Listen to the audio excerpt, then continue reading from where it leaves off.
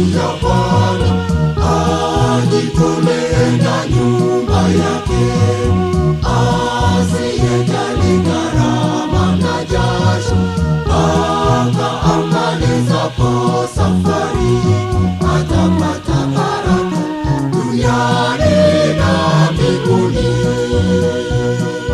Yoshua alisema, changu kweli hivi leo, tamtumikia nani?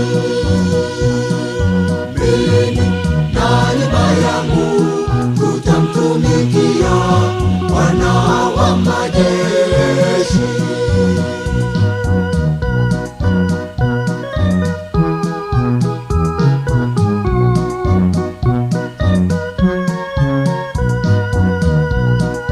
Isaya alisikia sauti toka juu kwenye kiti cha enzi, sauti yasema, nimtume nani aende badala yetu sisi?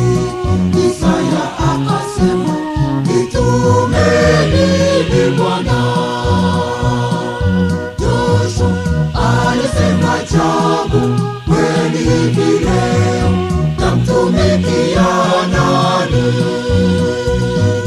Mimi na nyumba yangu tutamtumikia Bwana wa majeshi.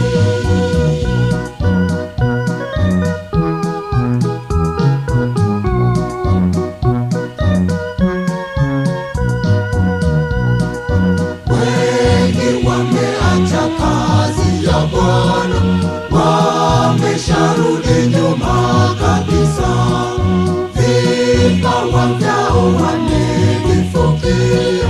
Bwana Yesu atawauliza siku ile ya mwisho, hukumu ya wangoja. Yoshua alisema, changu kweli hivi leo, tamtumikia nani? Mimi na nyumba yangu tutamtumikia Bwana wa majeshi.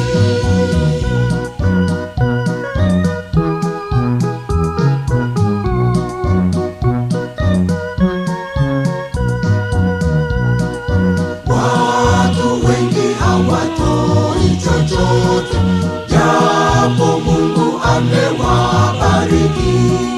Wanaficha matiti kama mbuni, hawatoi sadaka kwa Bwana. Mungu wasaidie yeyushavyo